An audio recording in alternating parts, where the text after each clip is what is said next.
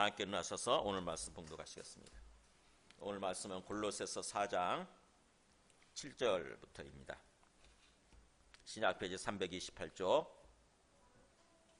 골로새 4장 7절부터 마지막 18절까지 자, 여러분이 한 절씩 교독하시겠습니다. 두기고가 내 사정을 다 너희에게 알려주리니 그는 사랑받는 형제요 신실한 일꾼이요 주 안에서 함께 종이 된 자니라. 내가 그를 특별히 너희에게 보내는 것은 너희로 우리 사정을 알게 하고 너희 마음을 이루하게 하려 함이라. 신실하고 사랑을 받는 형제 오네시모를 함께 보내노니 그는 너희에게서 온 사람이라. 그들이 여기 일을 다 너희에게 알려주리라.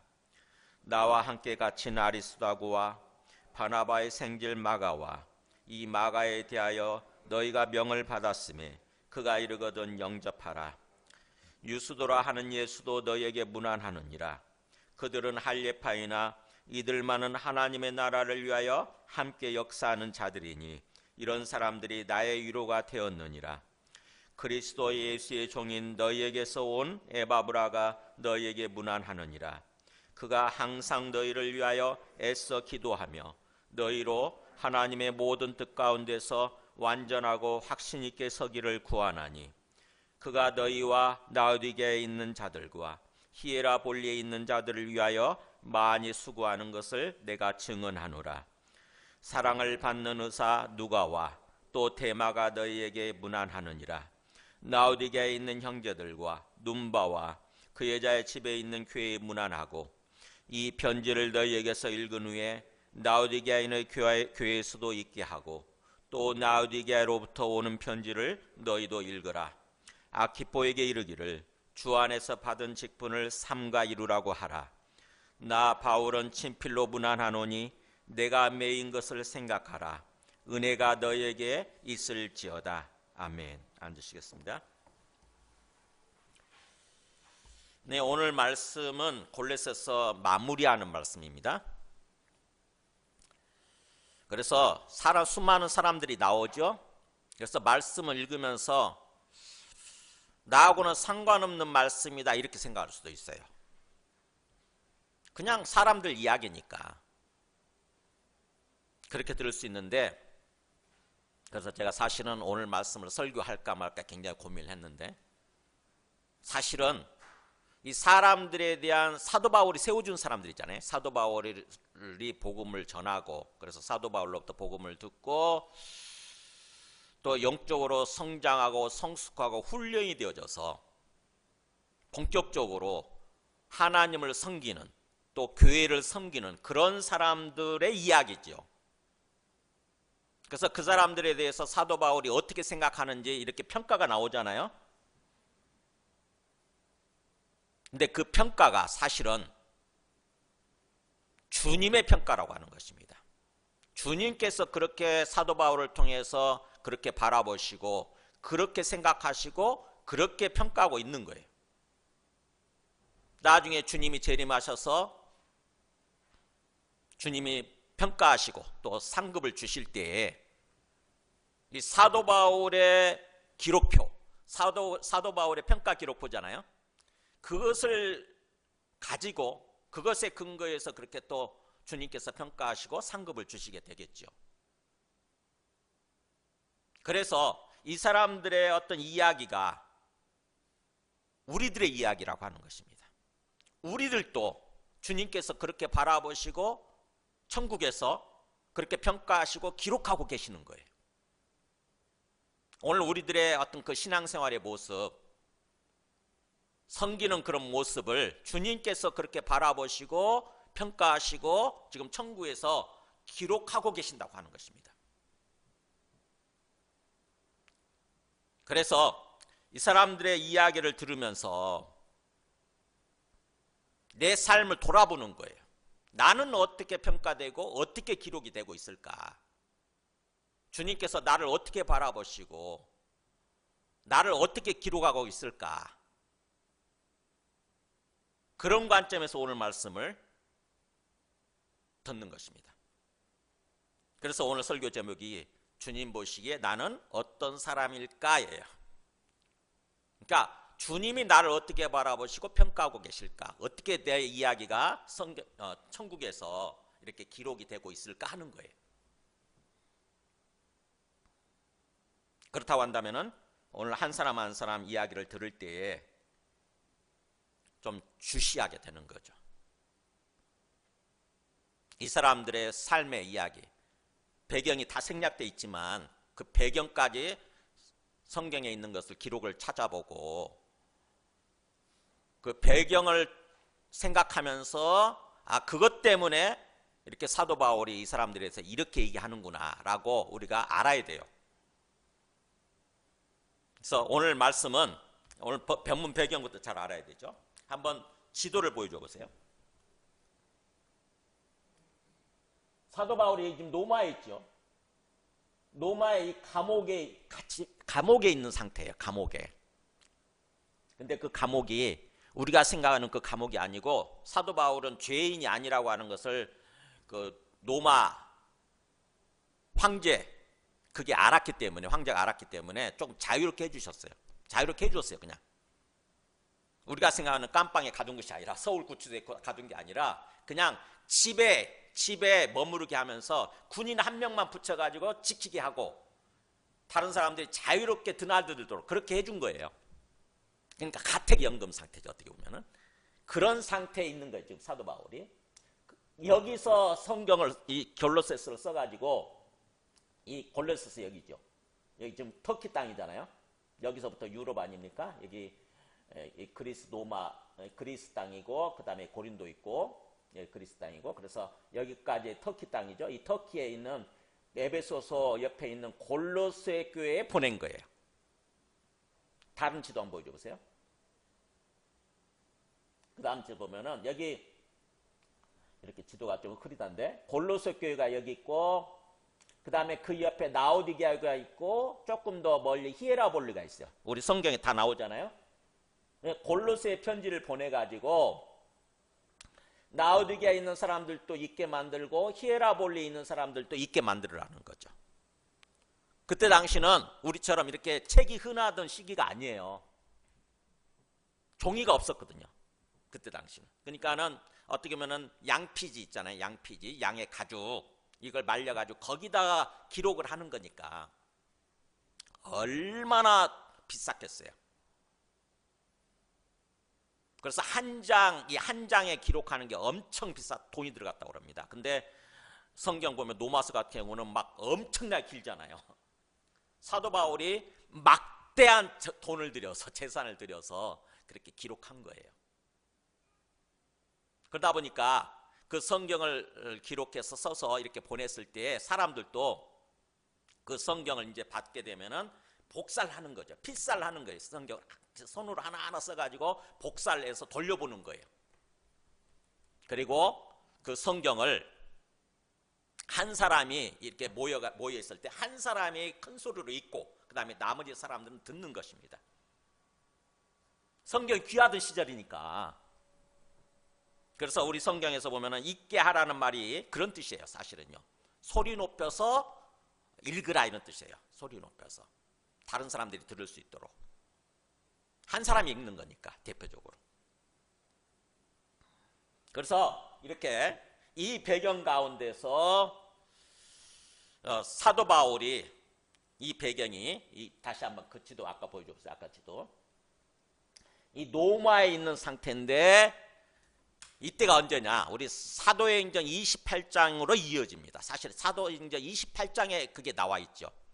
사도행전 28장에 사도 바울이 유대인들에 의해서 고소를 당하죠. 유대인들이 사도 바울을 고소를 해요. 사실 로마법을 어긴 게 아닌데 사도 바울이 그냥 자기들이 생각할 때 유일신 하나님을 신성 모독했다. 예수가 하나님이라고 그러니까 유일신 하나님을 신성 모독했다. 그것 때문에 그리고 또 자기들이 돈 벌어먹고 사는 그 성전을 어떻게 보면 모독했잖아요. 보이는 성전이 아니다. 이제는 예수 그리스도가 성전이고 예수 그리스도가 임해 계시는 우리의 마음이 성전이다. 이렇게 얘기를 하니까 그 사람들이 괘씸한 거죠. 그래서 사도 바울을 고소를 했어요. 사실은 그렇게 뭔가 유대교 성경을 어지럽혔다 이렇게 고소하면은 고소가 안 되니까 황제를 섬기지 말라고 그랬다. 황제가 신이 아니라고 그랬다. 하나님만이 신이시고 예수님이 신이시라고 그랬다. 이런 식으로 해서 고소를 한 거예요. 그래서 사도 바울이 황제 앞에 직접 재판받기 위해서 상소를 하죠. 황제에게. 나는 황제 앞에 가서 재판받겠다. 그래서 황제에게 그렇게 상소하는 바람에 이제 노마로 압송이 되는 거예요. 노마로. 여기 예루살렘에 있다가 노마로 압송이 됩니다. 그게 28장에 사도행전 28장에 나오죠. 제수를 압송하듯이 그렇게 사도 바울이 압송이 되는 거예요. 그래서 여기 가면서 굉장히 죽을 고비를 넘기잖아요. 그죠? 몇 번 죽을 고비를 넘기다가 결국에는 노마에 도착을 하죠. 사도행전 27장 2절 한번 보여줘 보세요. 보면은 우리가 배를 타고 이탈리아에 가기로 작정되면, 이탈리아가 이 노마잖아요. 노마로 그렇게 가기로 작정되면 바울과 다른 제수 몇 사람을 아구스도 대 백부장 율리오라는 사람에게 맡기니, 그러니까 바울뿐만 아니라 다른 제수 몇 사람을 함께 압송하도록 그렇게 백부장한테 맡겼다는 거죠. 그래서 아시아 해변 각처로 가려 하는 아드라무떼노 배 이름이에요. 아드라무떼노 배에 우리가 올라 항해할세 마케도냐의 데살로니가 사람 아리스다고도 함께 아니라, 여기 특별한 사람 나오죠. 아리스다고도 함께 가는 거예요. 그래서 우리 성경에 보면은 그 10절에 보면은 나와 함께 갇힌 아리스다고란 말이 나오죠. 나와 함께 갇혀 있는 아리스다고. 그러니까 동료 제수예요. 동료 제수. 아리스다고도 사실은 죄를 범한 게 아닌데, 사실은 사도 바울을 자기 스승으로서, 영적 스승으로서 이렇게 존경하는데, 사도 바울을 섬기기 위해서, 사도 바울이 억울한 죄의 누명을 쓰고 지금 감옥으로 노마로 압송이 되고 있으니까 내가 따라가야 되겠다. 내가 따라가서 같이 감옥에 갇히고 내가 섬겨야 되겠다. 내가 감옥 수발을 해야 되겠다 해가지고 같이 따라간 거예요, 사실은. 그래서 사도 바울이, 다시 한번요, 지도. 사도 바울이 지금 여기서 아리스도하고 함께 감옥에 갇혀 있는 상태입니다. 그러면 다른 사람들은 뭐냐면, 다른 사람들은 자유롭게 드나들 수 있다고 그랬죠. 그래서 다른 사람들은 사도 바울을 섬기기 위해서 자유롭게 드나들면서 옆에 있는 사람들인 거예요. 지금 사도 바울이 있는 감옥 상태가 우리 사도행전 28장 16절에 보면 나옵니다. 이렇게. 우리가 노마에 들어가니 바울에게는 자기를 지키는 한 군인과 함께 따로 있게 허락하더라. 이렇게. 그러니까 거기서도, 노마에서도 사도 바울이 진짜 죄인이 아니라고 하는 것을 알았어요. 그래서 굉장히 자유를 준 거예요. 그냥 군인 한 명만 붙여가지고 지키게 해주고, 그냥 집에다가, 감옥이 아니라 집에다가 그냥 이렇게 집 밖으로 나가지 마세요. 그냥 이 집에 머무르세요. 이렇게 한 거예요. 그래서 그렇게 가택연금 상태. 그 상태에서 지금 이 성경을 쓰고 있는 것입니다. 그래서 이때 쓰여진 편지가 이 골로새서뿐만 아니라 에베소서, 그 다음에 빌립보서, 이 골로새서, 그 다음에 빌레몬서예요. 빌레몬이 누구냐? 보면은 거기 그 오네시모라는 사람 나오죠. 오네시모의 주인이에요. 주인. 오네시모는 노예였고 빌레몬이 주인이에요. 거기서 도망쳐 나온 거예요. 오네시모가. 그랬다가 사도 바울을 통해서 복음을 듣고 변화된 사람, 이게 오네시모입니다. 그래서 오네시모를 함께 보내면서 빌레몬서를 써가지고 빌레몬한테 이 성경을 빌레몬서를 전달해 주도록 그렇게 한 거예요. 그래서 나중에 이 배경 가운데서 빌레몬서를 읽게 되면은 왜 그 내용이 있는지 깨닫게 됩니다. 그래서 이 배경 가운데서 한 사람 한 사람, 먼저 이 두기고가 나오죠. 7절에서 9절까지 한번 보세요. 두기고와 오네시모가 나오는데, 두기고가 왜 먼저 등장하느냐면 두기고한테 이 골레서스를 써서 보낸 거예요. 그러니까 두기고가 어떻게 파송된 선교사죠. 사도 바울이 이 골레서스를 갖고 가서 당신이 갖고 가서 골레서 교회에 잘 전해주시고 그 다음에 골레서 교회에 들어가서 내가 지금 처해 있는 상황, 이 형편을 잘 알려주시고 그 다음에 그들의 마음을 이루해 주세요 이렇게 한 거죠. 그래서 7절에 그렇게 나오죠. 두기고가 내 사정을 다 너에게 알려주리니 이렇게 나오죠. 두기고가 이 편지를 들고 와서 이 편지를 전달해 줄 뿐만 아니라 내 사정, 내가 복음을 전하다가 감옥에 갇혀 있지만 그렇게 또 어떻게 보면은 사실은 감옥에 갇혀 있으면서도 계속 복음을 전하는 어떤 그런 일을 하고 있죠. 감옥의 간수들한테 또는 감옥에 같이 갇혀 있는 어떤 죄수들한테 계속 복음을 전한 거예요. 그 빌립보서에 나오잖아요. 그렇게 해서 또 복음이 전해지는 거예요. 그래서 두기고가 다 내 사정을 다 너에게 알려주리니 그는 이제 사도 바울의 두기고에 대한 평가가 나오죠. 그는 사랑받는 형제요 신실한 일꾼이요 주 안에서 함께 종이 된 자니라. 이렇게. 그러니까 굉장히 이 두기고라는 사람을 사도 바울은 형제로 그야말로 사랑하는 어떤 형제로 여기는 거죠. 사랑받는 형제다. 귀한 형제다. 그러면서 신실한 일꾼이다. 그러니까 주님을 위해서 섬기는 주님의 나라를 섬기는 일꾼인데 아주 신실한 정말 충성된 그런 일꾼이다. 그리고 함께 주님의 종이 됐는데 주 안에서 함께 종이 된 사람이다. 주 안에서 함께 종이 됐다고 하는 것은 예수님을 주님으로 섬기고 있는 사람이라는 거죠. 그러니까 진짜 예수님을 믿고 예수님을 주님으로 믿고 함께 예수님을 주님을 섬기고 있는 그런 사람이라는 거죠. 그러면서 내가 그를 특별히란 말을 쓰죠. 내가 그를 특별히 너희에게 보내는 것은 너희로 우리 사정을 알게 하고 너희 마음을 이루하게 하려 합니다. 그러니까 사도 바울은 이 두기고라는 사람을 굉장히 좋게 봤기 때문에 아주 신실한 사람, 신뢰할 만한 그런 사람으로 봤기 때문에 특별히 두기고라는 사람을 선택한 거예요. 두기고가 가야 제대로 내가 원하는 일을, 내가 바라는 일을 제대로 해낼 수 있겠구나 이렇게 생각을 한 거예요. 두기고라는 사람은 에베소에서도 그렇게 평가를 하죠. 에베소서 같이 썼다고 그랬죠. 에베소 6장 21절 이렇게 나오잖아요.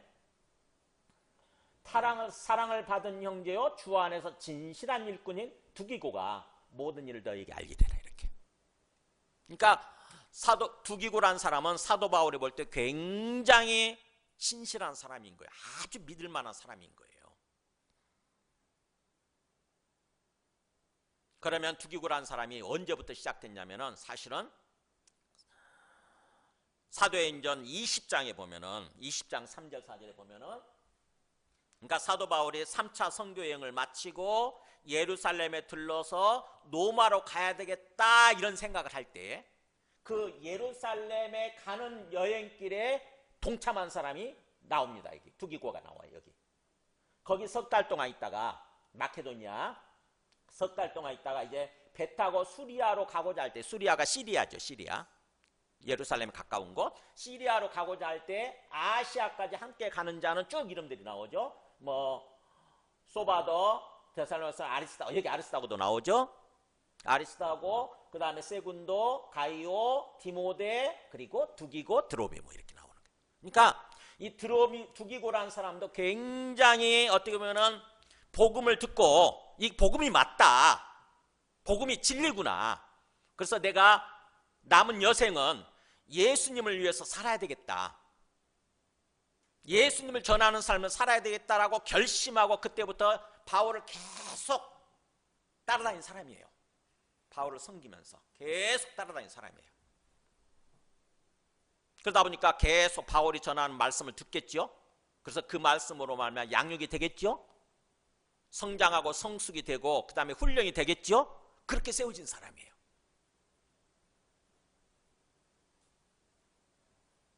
그렇게 해서 두기고를 보낸다고 하는 것입니다. 그 다음에 이제 또 오네시모를 함께 보낸다고 그러는데 오네시모가 아까 말한 바로 그 골로새에 있는 거기서 온 사람인 거죠. 그렇게 돼 있잖아요. 오네시모를 함께 보내 그는 너희에게서 온 사람이라 이렇게 돼 있잖아요. 너희에게서. 그러니까 골로새 지역에 있는 빌레몬 집에서 어떻게 보면은 도망쳐 나온 노예죠, 노예. 그때 당시는 노예가 그렇게 도망치게 되면은 사실은 잡히게 되면 이제 죽게 돼 있거든요. 살해당하게 돼 있어요. 사형당하게 돼 있어요. 근데 감옥에서 어떻게 해서 만났는지 모르지만, 감옥에 갇혔는지는 모르지만 사도 바울을 만난 거예요. 그래서 사도 바울로부터 복음을 듣고 이 사람이 변화됩니다. 오늘 빌레몬서 1장 10절 제가 한번 보여줘 보세요. 이렇게 나와요. 갇힌 중에서 낳은 아들 오네시몬을 위하여 너에게 간구하노라. 그러니까 빌레몬에게 이렇게, 너는 빌레몬이겠죠.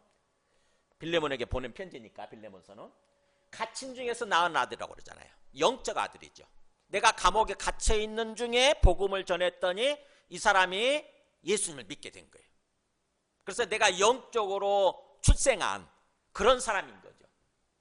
그래서 그가 전에는 너에게 무익하였으나 이제는 나와 내게 유익함으로, 이 말이 굉장히 의미 있는 말이에요. 왜냐하면 오네시모라는 말이 원래 유익한 자란 뜻이거든요. 이름 자체가, 이름이 유익한 자란 뜻이에요.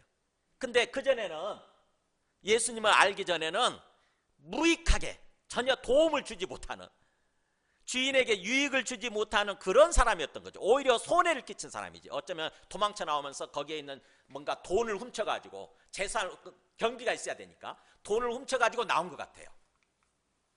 그래서 어떻게 보면 전혀 보탬이 안 되는, 너에게 굉장히 무익한 사람이었지만 그러나 이제는 유익한 사람이 되었다. 진짜 말 그대로, 이름 그대로 유익한 사람이 되었다. 너에게뿐만 아니라 나에게도 유익한 사람이 됐다. 이렇게 얘기를 하죠. 그러면서 이제 내가 그를 너에게 돌려보내노니 그는 내 신복이다. 그러니까 굉장히 정말 내가 신뢰할 만한, 나의 아주 정말 내 마음의 종이란 뜻이잖아요. 신복이란 말이 그런 뜻 아닙니까? 나 마음의 종. 그러니까 정말 내가 신뢰하는, 내가 믿을 만한 그런 사람이다. 이후로는 종과 같이 대하지 아니하고, 이제는 노예같이 대하지 아니하고 종 이상으로 곧 사랑받는 형제로 둘 자다. 이렇게 사랑받는 형제로. 그러니까 엄청나게 사도 바울이 지금 오네시모를 신뢰하고 사랑하는 거죠. 그러면서 내게 특별히 그러하거든 하물며 육신과 주 안에서 상관된 너에게랴. 육신과 주 안에서라는 말은 그런 뜻이죠. 그러니까 육신적으로 실제 주인인 거예요. 이 사람이, 빌레몬이라는 사람이 오네시모의 주인인 거죠. 근데 그 사람을 이제 내한테 사도 바울이 내 곁에 계속 있게 하고 싶은데 주인의 허락을 받고 싶은 거죠. 빌레몬의 허락을 받고 싶어서 돌려보낸다는 거죠.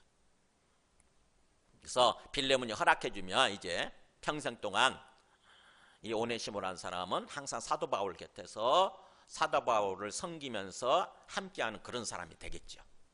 이게 오네시모예요.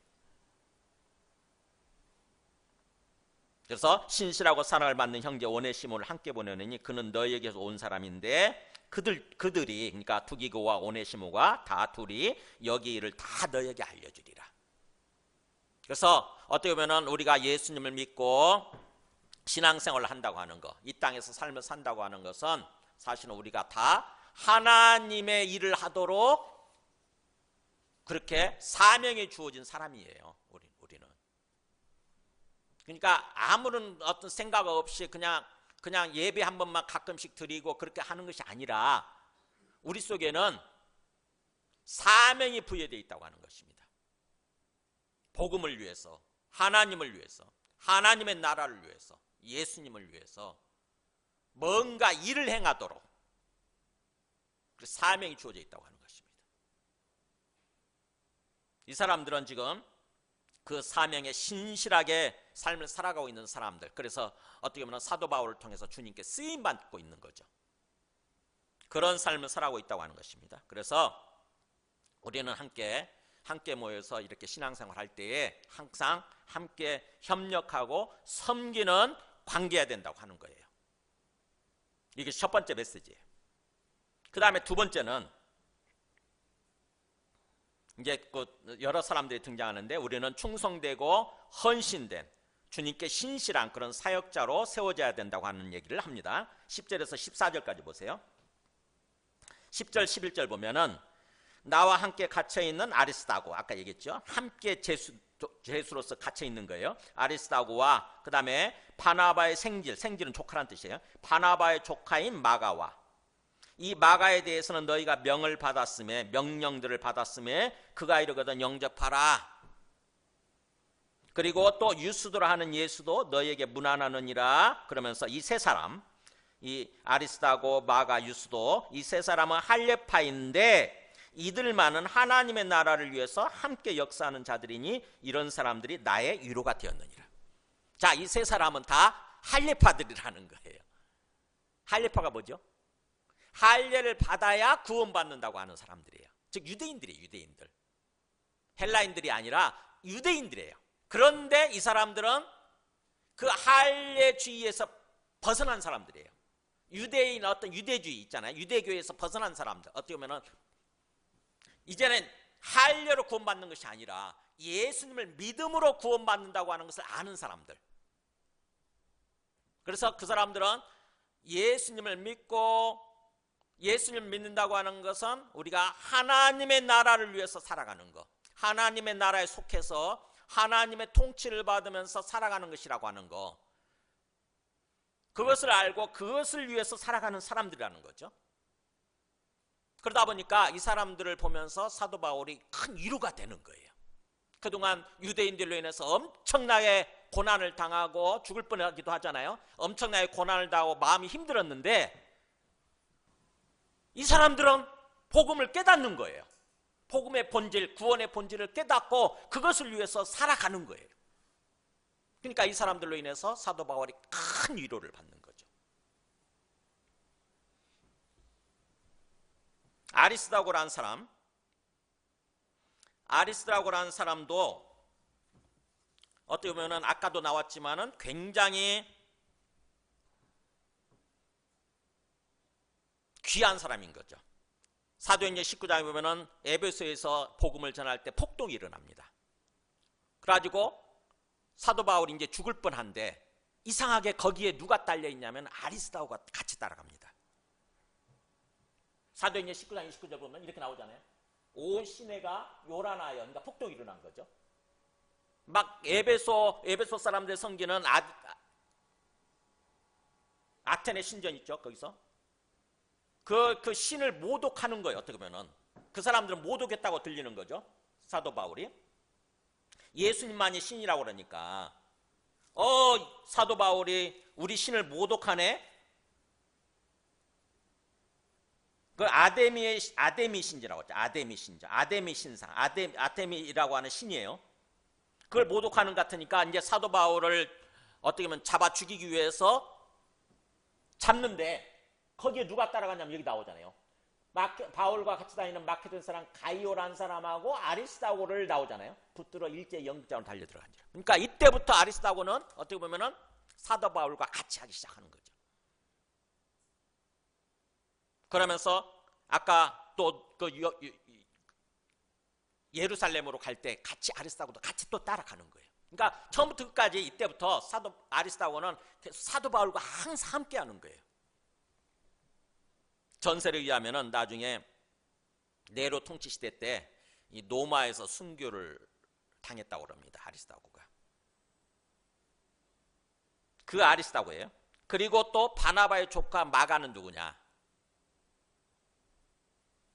바나바의 조카 이 마가는 굉장히 좀 어떻게 보면 좀 말썽쟁이에요. 영적으로 굉장히 어릴 때 부잣집 아들이에요. 예수님의 그 다락방 있잖아요. 마지막 성찬식을 할 때 그 다락방, 그 다락방이 어디냐면은 마가의 어머니의 다락방이에요. 그러니까 마가의 집이 굉장히 부자였던 거죠. 그래서 부잣집 아들로 자라나서 그런지 굉장히 뭔가 영적으로 정신적으로 좀 미성숙했던 사람이에요. 성경에 보면은 그 좀 뒷부분에 있을 때 찾아줘 보세요.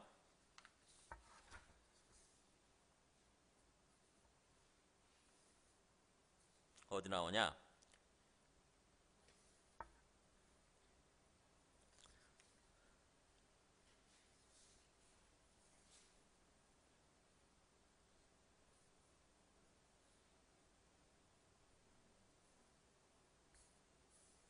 네, 사도행전 13장 13절에 그거는 내가 준비를 안 했구나. 이 사람이 예수님이 잡히실 때도 도망친 사람이에요.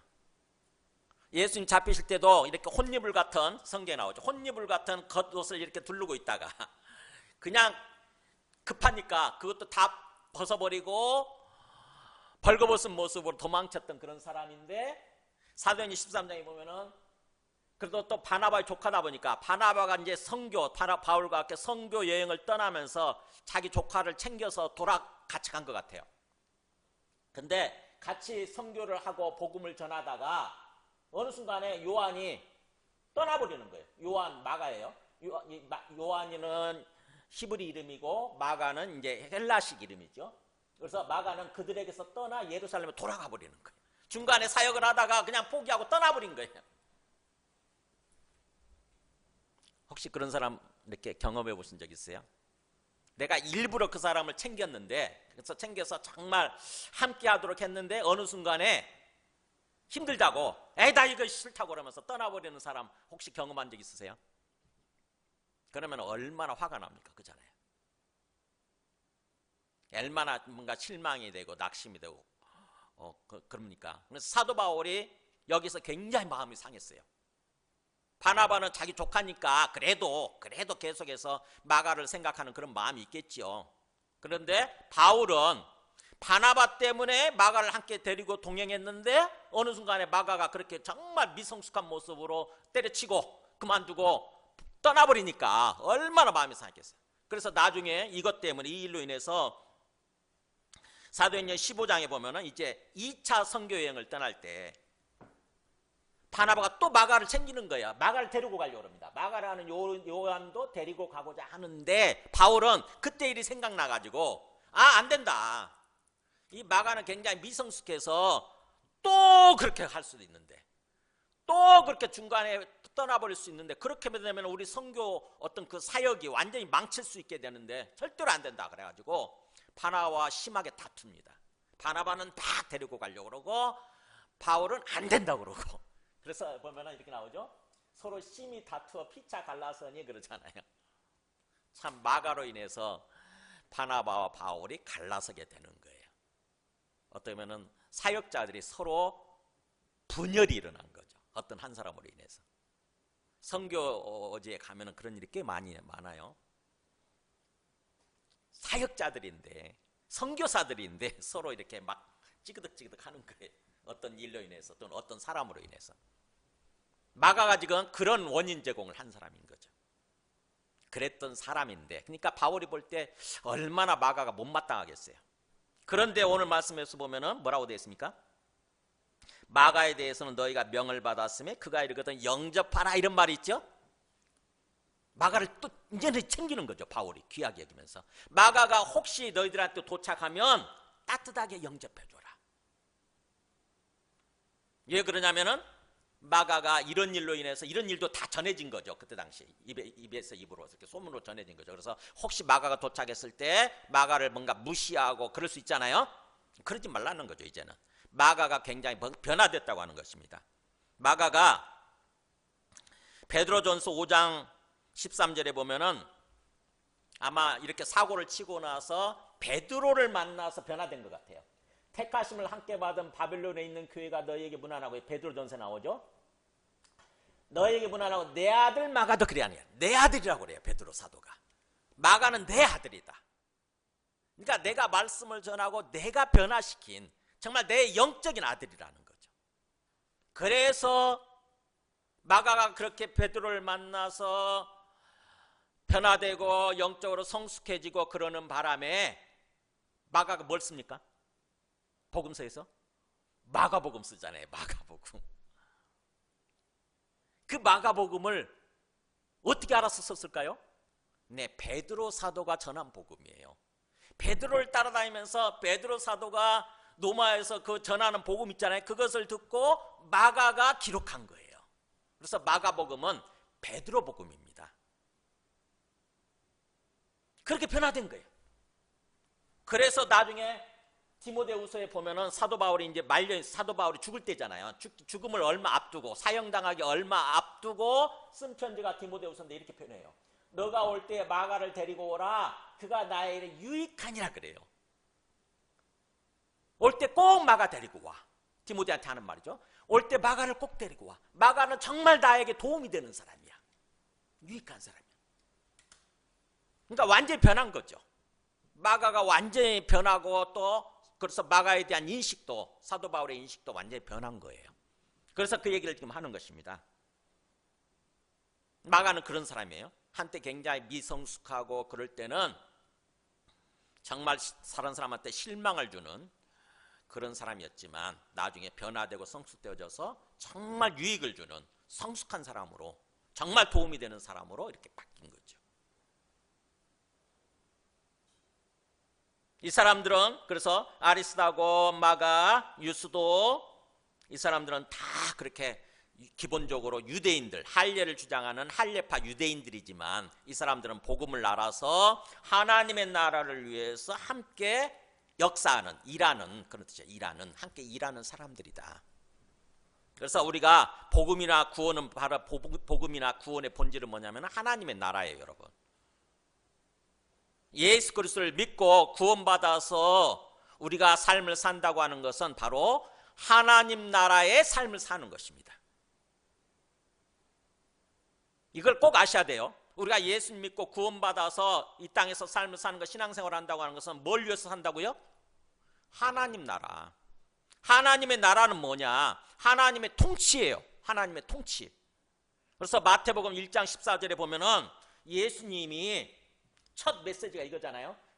예수께서 갈릴리에 오셔서 하나님의 복음을 전파하는데 뭐라고 그럽니까? 읽어볼까요? 시작. 때가 찼고 하나님의 나라가 가까이 왔으니 회개하고 복음을 믿으라.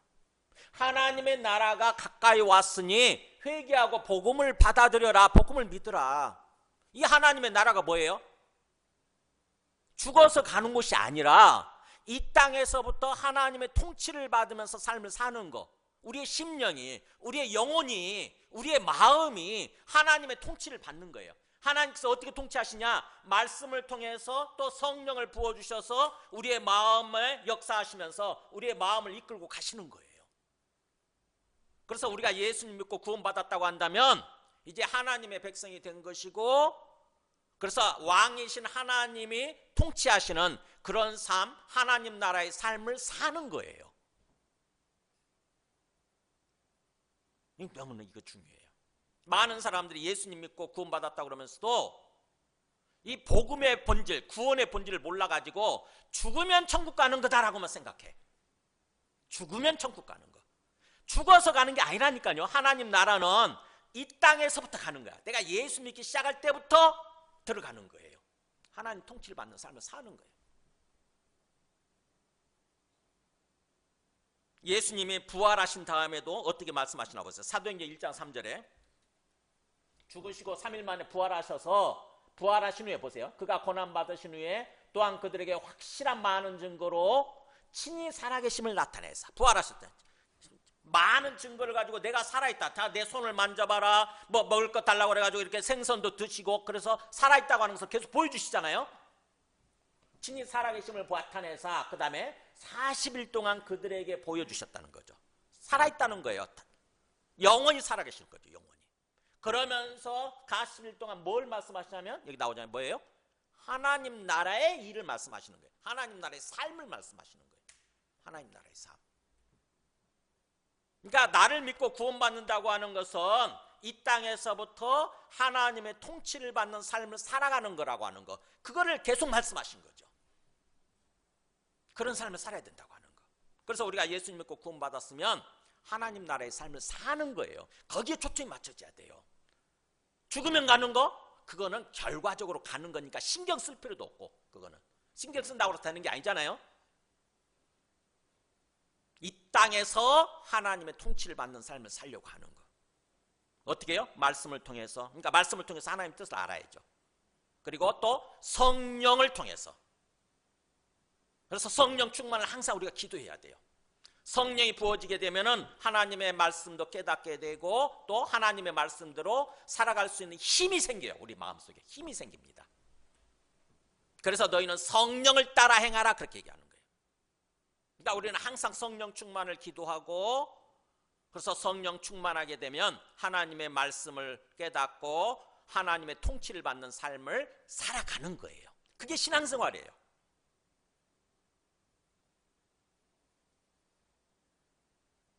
이것을 알고 사도 바울이 사도행전이 어떻게 맞춰지나 보세요. 사도행전 마지막 부분, 사도행전 28장 30절에 보면은 이렇게 나오잖아요. 바울이 온 이태를, 그러니까 아까 그 노마의 감옥에 갇혀서 가택 연금된 상태에서 2년이죠. 2년. 이태가 2년이에요. 꼬박 2년을 자기 셋집이네. 아마 세도 됐나 봐요. 월세도 됐나 봐. 셋집에 머물면서 자기에게 오는 사람들을 다 영접하고, 자유롭게 사람들이 드나들 수 있었으니까 오는 사람들 다 영접하고, 여기 보세요. 읽어볼까요? 하나님의 나라를 전파하며 주 예수 그리스도에 관한 모든 것을 담대하게 거침없이 가르치더라. 그렇게 생활한 거죠. 사도 바울이 감옥에 갇혀 있었지만 뭐예요? 하나님의 나라를 계속 전파한 거예요. 예수 믿고 구원받아서 하나님의 통치를 받는 삶을 사는 것입니다. 하나님 나라의 삶을 사는 것입니다 라고 거침없이 담대하게 전하는 그런 삶을 살았다고 하는 것입니다. 근데 이 세 명이 유대인들이 그걸 안 거죠. 할례파들인데, 기본적으로 유대인들인데 거기에 머무르지 않고 진정으로 주 예수 그리스도가 누군지를 알고 그걸 믿고 구원받아서 하나님 나라의 삶을 사는 것을 계속해서 전하고 그렇게 살겠다고 하는 것입니다. 그것을 보면서 사도 바울이 크게 위로를 받은 거죠.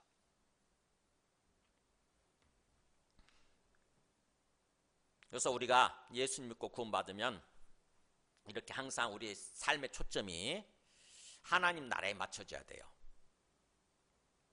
그 다음에 이제 또 에바브라가 나오죠. 에바브라가 누구라고 그랬죠? 콜로새 교회를 세운 사람. 그게 나오죠. 앞에 어디 나왔어요? 1장 가서 보세요. 1장 7절에 나오잖아요. 이와 같이 우리와 함께 종된 사랑하는 에바브라에게 너희가 배웠다니 나오잖아요. 에바브라에게 복음을 배웠다. 에바브라에게 예수 그리스도에 대해서 배웠다. 그러니까 에바브라가 복음을 전해서 교회가 세워진 그런 거예요. 근데 그 에바브라가 이제 노마로 온 거죠. 사도 바울을 섬기기 위해서 감옥에 갇혀 있는 사도 바울에게 온 거예요. 그럼 교회는 어떻게 되고요?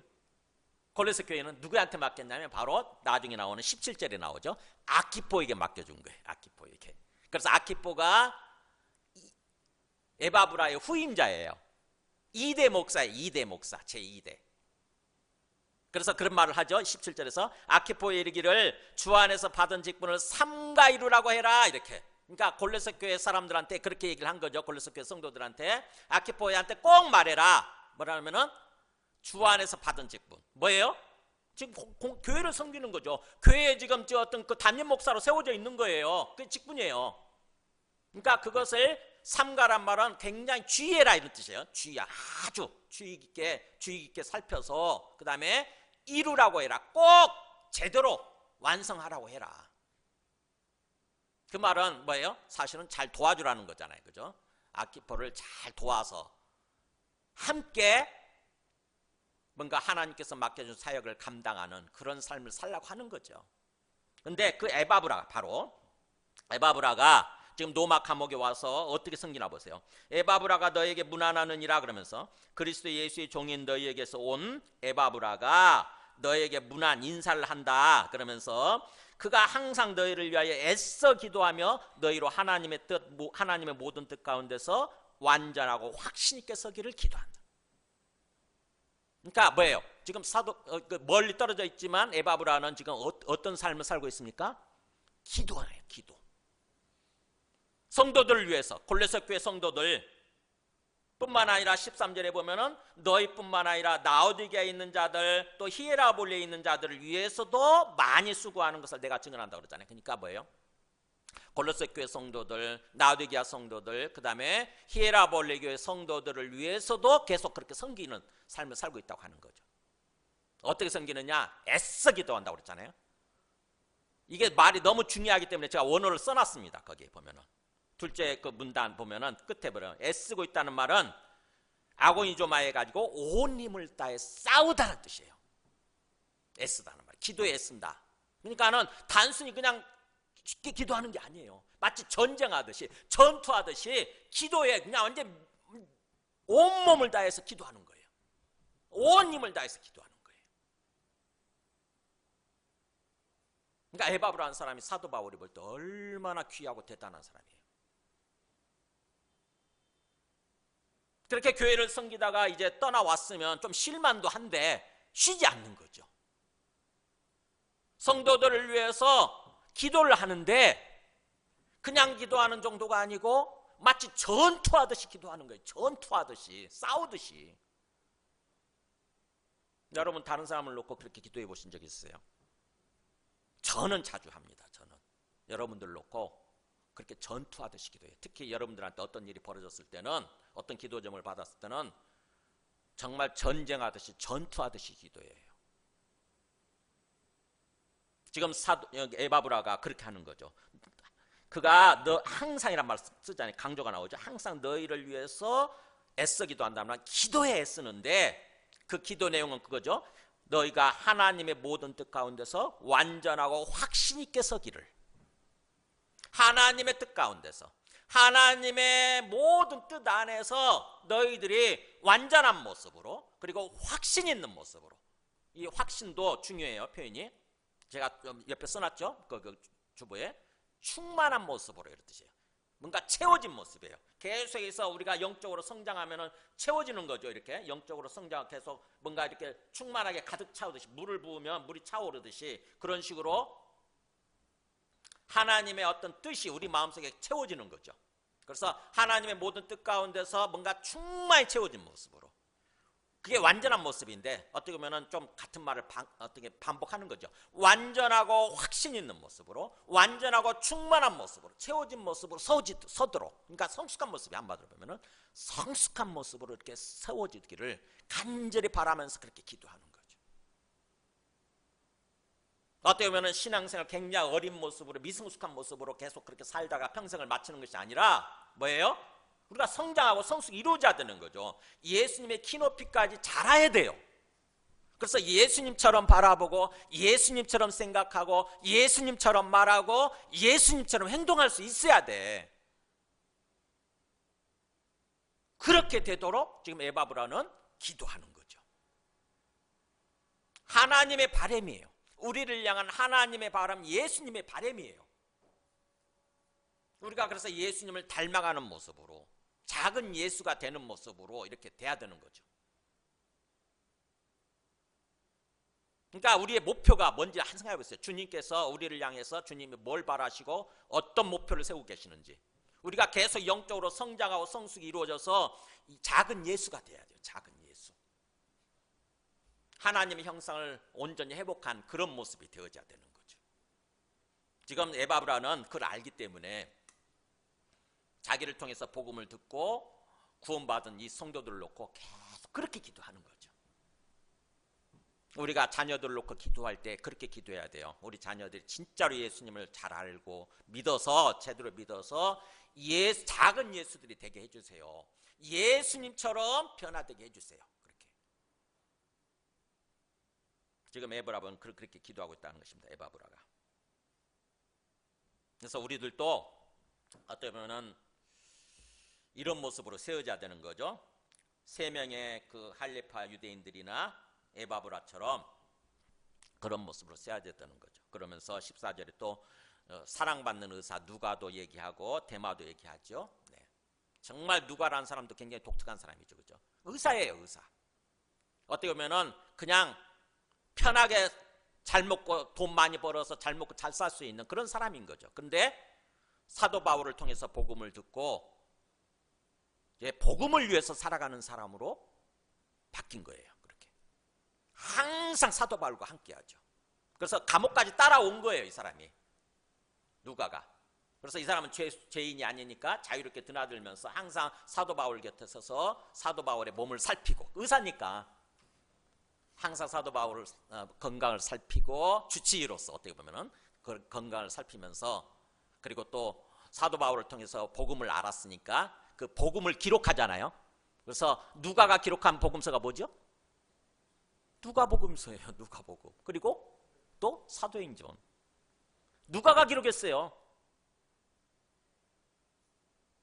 얼마나 훌륭하냐고요. 그러니까 누가라는 사람은 의사, 자기 전문 직업 의사로서 사도 바울을 계속 살피면서 뿐만 아니라 또 복음을 잘 알아서, 어떻게 보면 역사가로서 누가복음과 사도행전을 기록해서 정말 훌륭한 사람으로 남은 거죠. 그 다음에 마지막 메시지입니다. 15절부터 이제 15절부터 18절까지. 그 아키포에게 이르기를 주 안에서 받은 직분을 삼가 이루라고 하라, 이 말씀처럼 우리가 주님 안에서 받은 직분, 우리 모두는 다 직분을 받은 사람들이에요. 꼭 무슨 어떤 집사가 되고 장로가 되고 권사가 되고 그래야 직분을 받은 것이 아니라 우리 평신도라 할지라도 직분을 받았어요. 하나님께서 너네 이제 주님을 위해서 살아라, 주님의 복음을 위해서 살아라라고 직분을 받았다고 생각하면 됩니다. 그래서 그 직분을 받고 사명을 다하는 그런 삶을 사는 사람들이 마지막에 나오죠. 15절에 보면 누가 나옵니까? 먼저 라오디게아에 있는 형제들과 거기 눈바라고 하는 사람이 나와요. 눈바, 여자예요. 여자, 눈바. 근데 눈바가 어떤 삶을 살고 있냐면 보세요. 그 여자의 집에 있는 교회라고 나오죠. 그러니까 눈바가 자기 가정에다가 집에다 교회를 세웠어요. 옛날에는 이런 건물로 된 교회가 아니잖아요. 가정에서 예배를 드리는, 가정에 모여서 함께 예배를 드리는 그런 가정교회죠. 가정교회. 근데 눈바가 그렇게 세웠다고 하는 것입니다. 복음을 듣고 복음을 전하기 위해서 살아야 되는데, 그러기 위해서는 내 집이 교회가 돼야 되겠다 해가지고 내 집에 가정교회를 세운 거예요. 눈바가. 그러면서 또 아키포에게 그렇게 얘기를 하는 거죠. 제2대 후임자, 에바브라의 후임자로 세워진 제2대 골로새 교회 담임 목사인 아키포에게 그렇게 주 안에서 받은 직분을 삼가 잘 이루라고 해라. 끝까지 완수하라고 해라. 그렇게 되도록 너희가 잘 섬기고 도와줘라. 지금 그 말씀인 거죠. 그래서 어떻게 보면은 우리 모두가 이렇게 수많은 사람들이 오늘 이렇게 등장하죠. 한 사람 한 사람 배경까지 잘 살펴서 이 사람이 어떤 사람이구나. 그래서 사도 바울이 왜 이렇게 생각하고 왜 이렇게 말하는구나, 이걸 알아야 돼요. 하나님께서 오늘 우리도 그렇게 위에서 하늘에서 계속 지켜보시면서 그렇게 기록하고 있다고 하는 것입니다. 그래서 우리는 다시 한번 진짜로 예수님을 믿고 이렇게 구원받았다고 한다면은 내 삶의 초점이 어디에 맞춰져 있고 내가 어떤 삶을 살고 있는지, 어떤 신앙생활을 하고 있는지를 항상 하나님의 관점에서, 주님의 관점에서 바라볼 줄 알아야 돼요.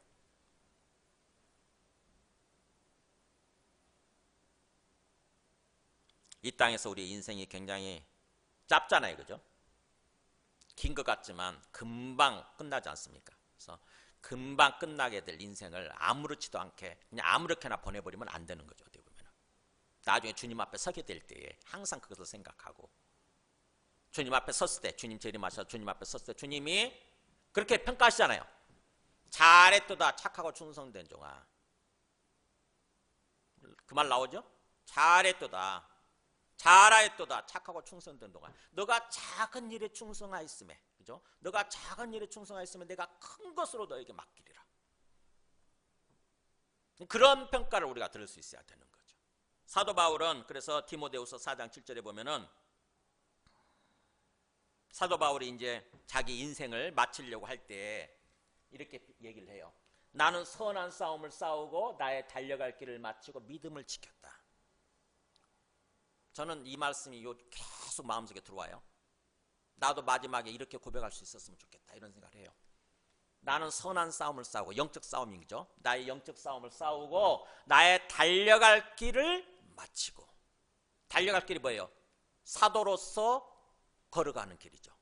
복음을 전하는 사도로서 걸어갈 길. 그게 나의 달려갈 길. 이게 직분이에요. 이게 직분. 나의 달려갈 길을 마치고 나의 직분을 마치고 끝까지 믿음을 지켰다고 하는 거죠. 중간에 포기하지 않고 떠나지 않고 믿음을 지켰다. 그래서 이제 후로는 나를 위해서 의의 면류관, 상급 면류관이라는 게 그 개수나무로 만든 어떻게 보면 월계관 아닙니까? 월계관, 그죠? 우승한 사람한테 씌워주는 그게 의의 어떤 월계관이 이렇게 예비됐다. 그래서 언제 주냐? 주 곧 의로우신 재판장이신 주님께서 그날에 내게 주실 거다. 그날이 언제예요? 네, 우리가 주님 앞에 서게 될 때. 우리가 지금 죽어서 천국에 간다거나 아니면 주님이 재림하실 때 얘기겠죠. 주님이 재림하실 때. 그래서 내게만 아니라 그렇게 주의 나타나심을 사모하는, 주님의 재림이죠. 주님의 재림을 사모하는 모든 자에게도 다 그렇게 될 거라고 하는 거예요. 그러니까 사도 바울은 항상 이걸 염두에 두고 삶을 산 것 같아요. 이 땅에서 신앙생활. 그 짧은 인생을 어떻게 보면은 항상 언젠가 주님이 재림하신다. 그때 내가 주님 앞에 서게 된다. 주님께서 나의 삶을 평가하시고 상급을 주신다라고 하는 그걸 항상 생각하면서 염두에 두고 산 거죠.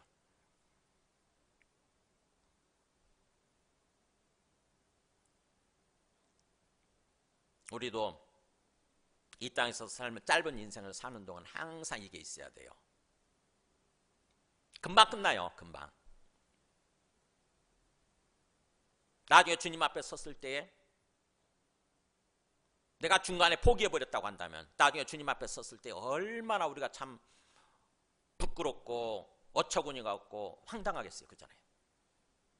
근데 그걸 포기한 사람이 성경에 나옵니다. 어떻게 보면은 우리 그 14절에서 데마라는 사람이 나왔잖아요. 사랑을 받는 의사 누가와 또 데마가 더에게 문화. 이때만 해도 데마는 굉장히 어떻게 보면은 신앙 안에서 서 있던 사람이었어요.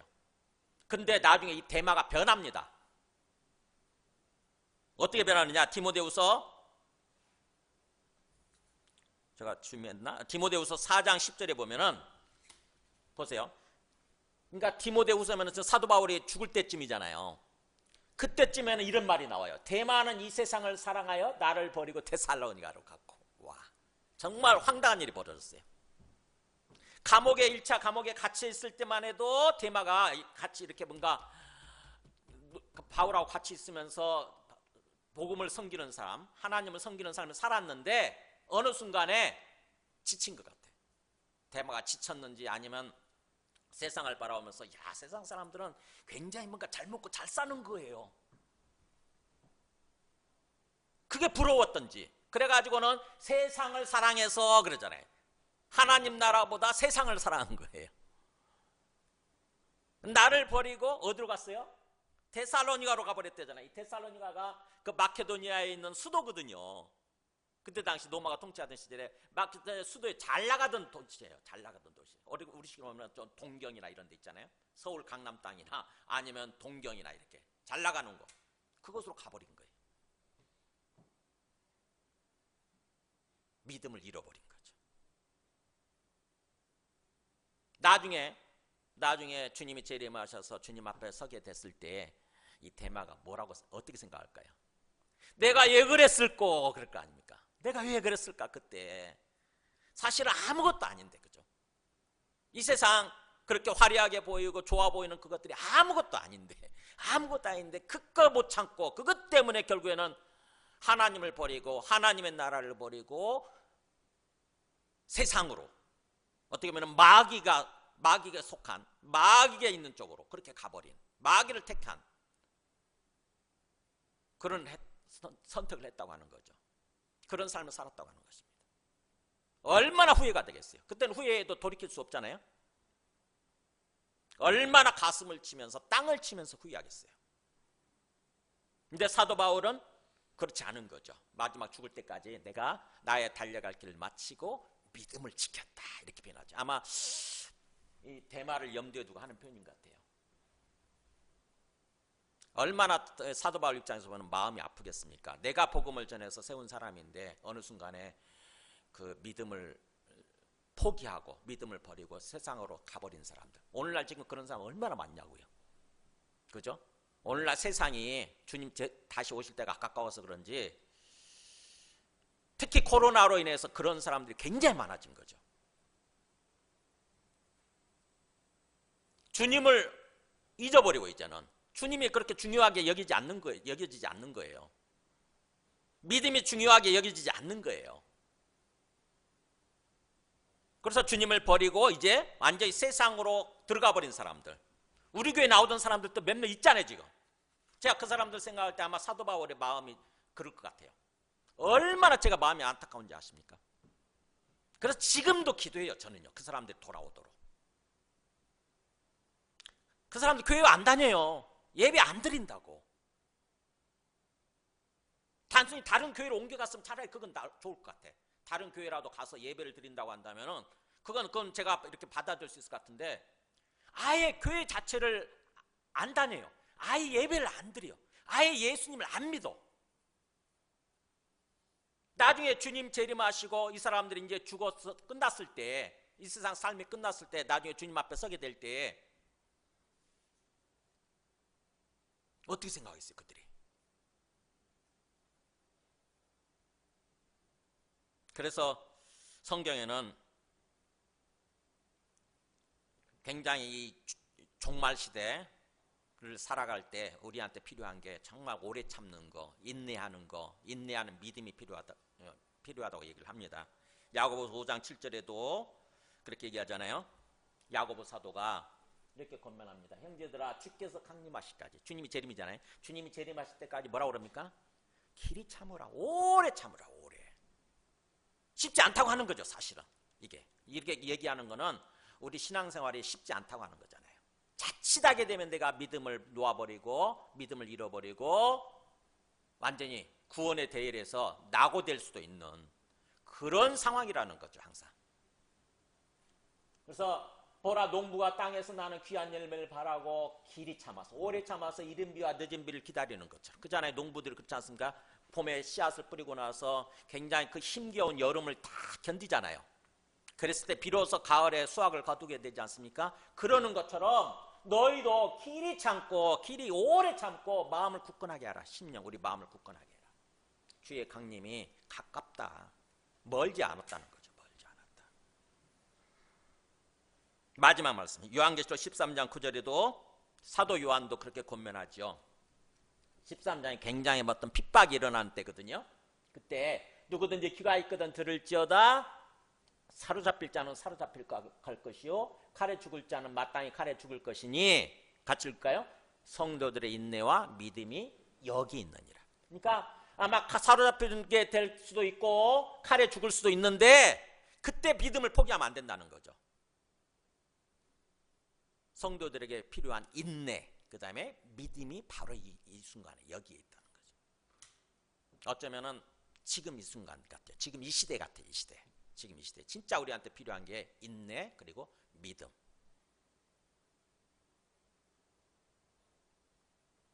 여러분 오늘 말씀을 통해서